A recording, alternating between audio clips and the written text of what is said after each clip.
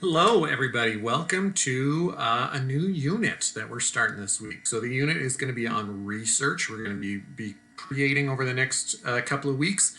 You're going to be creating a research project that you will then present digitally so that we can see the great things that you've done. But this first week, this little video is going to kind of walk you through what the first week is for. The purpose of the first week is really it's kind of a planning phase. So on Monday, what you're going to do is kind of explore what the final project might look like.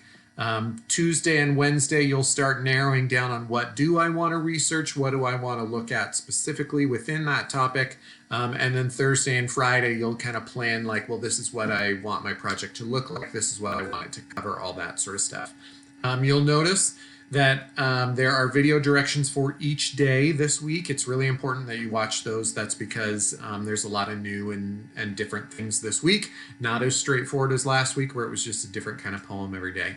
But there are some directions to kind of walk you through what your job is each day. Lots of links in the directions and then helpful links down here.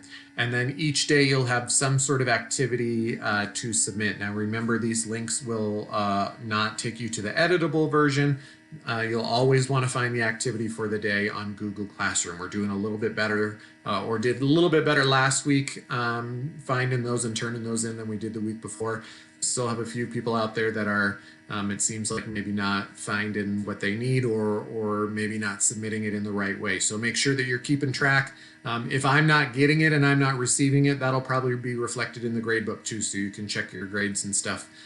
To see like if you know if you feel like you're turning things in but the grades are showing that things are incomplete, then you can contact me and we can connect and make sure that you're finding things in the place where they're supposed to be. Okay, so it should be a pretty straightforward week for us. There are some new and different things, so make sure that you are following those directions, finding assignments on Classroom, and reaching out when you need help.